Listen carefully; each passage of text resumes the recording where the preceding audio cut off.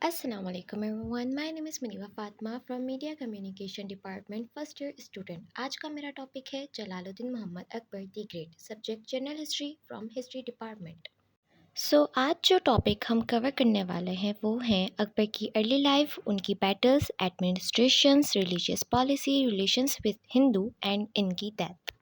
Introduction. Jalaluddin Mohammad Akbar, जिन्हें अकबर आज़म के नाम से जाना जाता है, 15 अक्टूबर 1542 उमरकोट, जो कि अब पाकिस्तान में है, पैदा हुए। अकबर मुग़ल सल्तनत के तीसरे बादशाह थे और 1556 से 1605 तक रूल किया। अकबर एक शाही नस्ल से ताल्लुक़ रखते थे, लेकिन अकबर के वालिद हुमायूं की हुकूमत के दौरान सल्तनत की हालत बहुत ख़राब थी।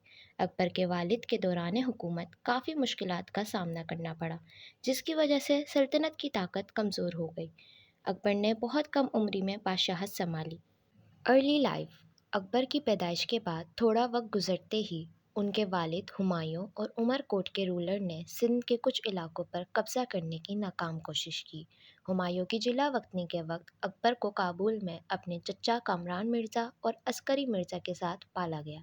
अकबर ने अपनी नौजवानी शिकार और जंगी तरबियत में गुजार दी। अकबर पढ़ना और लिखना नहीं सीख पाया, इसलिए उसके पास हर वक्त कोई मौजूद होता जो उसे पढ़ के सुना पाता। 1545 में कामरान मिर्ज़ा ने हुमायूं अकबर के वालिद के साथ बगावत शुरू कर दी। हुमायूं ने अपनी फ़ौज के साथ काबुल का मुहासरा किया, जिस पर कामरान मिर्ज़ा ने हुमायूं को रोकने के लिए आग लगा दी और उस आग के करीब अकबर को बांध दिया। हुमायूं ने न सिर्फ काबुल फ़तह किया बल्कि अकबर को भी बचा लिया। हुमायूं ने 1555 में अकबर को पंजाब का गवर्नर मुकर्रर किया। अकबर शेर शाह सूरी के ताक़ुब में पहाड़ों में था जब उसे अपने वालिद की वफ़ात की खबर मिली। अकबर के सरपरस्त बैरम खान ने अकबर के वालिद की वफ़ात की खबर छुपाई ताकि अकबर की जानशीनी की तैयारी की जा सके। अकबर ने 14 फ़रवरी 1556 में मुग़ल सल्तनत का तख्त संभाला। बैटल्स। अकबर दी ग्रेट को अपनी मिलिट्री कैंपेन्स के लिए जाना जाता है। इन मिलिट्री कैंपेन्स ने मुग़ल सल्तनत को ह्यूज लेवल पर फैलाने में मदद की। Battle of Panipat. पानीपत की लड़ाई अकबर और हैमू बकाल के दरमियान हुई। अकबर को रूल संभालने के कुछ वक्त बाद ही इसके खिलाफ साजिशें शुरू कर दी गईं, जिसके नतीजे में अकबर ने दोबारा दिल्ली को हासिल करने के लिए जंग की। फ़ौज की क़यादत बैरम खान कर रहा था। 5 नवंबर 1556 को पानीपत की लड़ाई में हैमू और सूर को शिकस्त दी।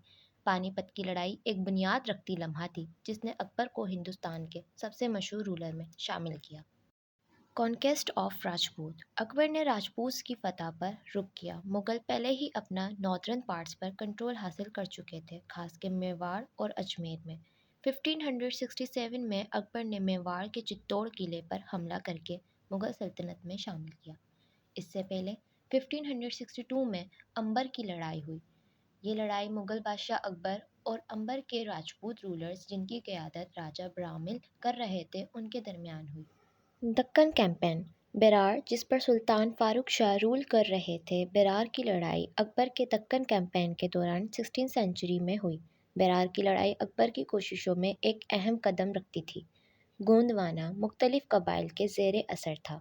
गोंदवाना हिंदुस्तान में वाक़ई था। मुग़ल कैंपेन्स गोंदवाना में 1560 में शुरू हुआ।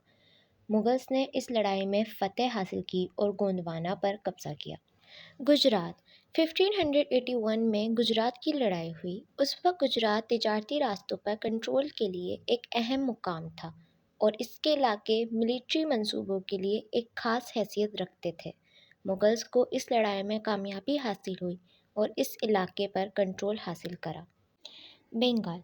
1574 में बंगाल की लड़ाई हुई। बंगाल की लड़ाई अकबर की मिलिट्री कोशिशों का हिस्सा थी ताकि मुग़ल सल्तनत का बंगाल के इलाकों पर कंट्रोल हासिल किया जा सके। बंगाल एक अमीर एरिया था। मुग़ल्स ने कामयाबी से बंगाल को अपने कंट्रोल में ले लिया और वहाँ मजबूत हुकूमत कायम की। 1585 में काबुल, कश्मीर और सिंध में फ़तह हासिल की। फिर 1592 में ओडिशा, कंधार, अहमदनगर, अस्सीगढ़ और दक्कन के मुख्तलिफ इलाकों को फ़तह किया। एडमिनिस्ट्रेशंस। जलालुद्दीन मोहम्मद अकबर ने अपने अजीम एडमिनिस्ट्रेशन रिफॉर्म्स के ज़रिए अपनी सल्तनत को मजबूत किया। अकबर की सल्तनत की हुकूमत दिल्ली सल्तनत की हुकूमत के दौरान इस्तेमाल होने वाले निज़ामों पर कायम की गई, ریونیو ڈپارٹمنٹ ایک وزیر کے زیر قیادت تھا۔ وزیر سلطنت کے پیسے اور معاملات کو سنبھالتا اور جاگیر کے طور پر دی گئی زمین کو حساب رکھتا۔ فوج کے سربراہ کی ذمہ داری تھی کہ وہ معلومات جمع کرے اور بادشاہ کو فوجی جابس اور طریقوں کے بارے میں مشورہ دے۔ جوڈیشل سسٹم الگ تھا اور اس کی قیادت چیف قاضی کرتا تھا، جو قانونی معاملات کا خیال رکھتا اور مذہبی امور کی ذمہ داری بھی سنبھالتا تھا۔ حکومتی عملیوں اور شاندار عمارتوں نے مغل سلطنت کو مضبوط کیا اور کامیابی کے ایک نیا دور شروع کیا۔ اکبر نے زمین کے ٹیکسز میں اہم تبدیلیاں کیں۔ گاؤں محصولات جمع کرنے کا اہم یونٹ رہا۔ کھیتی کی جانے والی زمین کو ناپا گیا، پھر اس کے حساب سے محصولات کی قیمتوں کو مقرر کیا گیا۔ محصولات کی مقدار فصل یعنی کراپس کی قسم اور اس کی پیداوار پر ڈیپینڈ کرے گی۔ اگر فصل اچھی ہوئی تو زیادہ اور کم فصل کی پیداوار ہوگی تو محصولات کم دینا پڑے گا۔ اکبر نے ایک نیا نظام شروع کیا جسے دشالہ کہا جاتا ہے۔ اس نظام کے تحت پچھلے 10 سالوں کے پیداوار کا 1/3 محصول کے طور پر دینا ہوگا۔ اکبر نے زراعت میں بہتری کی، جاگیرداروں، زمینداروں کی کسانوں کی مدد کرنے کا حکم دیا۔ محصولات کے لیے استعمال ہونے والی قیمتیں اکثر سلطنت کے دربار کی طرف سے مقرر کردہ قیمتوں پر مبنی ہوتی تھیں۔ راجہ تودمال، جو نین سے تعلق رکھنے والا ایک مشہور ریاضی تھا، انہوں نے اکبر کو دور حکومت میں ایک اہم کردار ادا کیا، کیونکہ انہوں نے سلطنت کے تمام زمینوں کو ملک کے 14 پروونسز میں تقسیم کیا۔ اس سے حکومت کو بہتر طریقے سے کام کرنے اور زمینی انتظام کو زیادہ مؤثر طریقے سے کرنے میں مدد ملی۔ Religious policy. اکبر مسلم علماء کے درمیان اسلامی قانون پر اختلاف اور فکروں کی تقسیم سے پریشان آ گیا تھا۔ اکبر نے مذہب کے لیے ایک زیادہ متحد طریقہ تلاش کرنے کی کوشش کی۔ اکبر ایک ہندو عورت سے شادی کرنے کے بعد اکبر نے ہندو تعلیمات کو اسلامی تعلیمات پر فوقیت دی، جس سے اس نے ہندو ثقافت کی اہمیت حاصل کی۔ 1579 میں اکبر نے ایک فتویٰ جاری کیا، ڈکلیریشن آف انوسنس کہا جاتا ہے، مطلب اعلان برات، جو اس کے دربار کے علماء نے سائن کیا۔ اس سے اکبر کو مذہبی امور میں اپنی اتھارٹی قائم کرنے میں مدد ملی۔ 1581 میں اکبر نے توحید الہی نامی انتظامی نظام بنایا، جس کا مطلب ہے اللہ کی وحدت۔ توحید الہی کے تحت اکبر نے 2 بنیادی نظریات بتائے۔ فرسٹ، خدا واحد ہے، اس کا مطلب یہ ہے کہ صرف اللہ ایک ہے۔ سیکنڈ، اکبر خدا کا نائب، اس کا مطلب یہ ہے کہ اکبر نے خود کو زمین پر اللہ کا نائب سمجھا۔ سلام کرنے کا طریقہ اللہ اکبر کے نام سے شروع ہوتا اور جواب میں دوسرا شخص جلال کہتا۔ اذان اور نمازوں کے لیے پابندیاں لگا دی گئیں، سجدہ صرف بادشاہ کے لیے ہی جائز تھا۔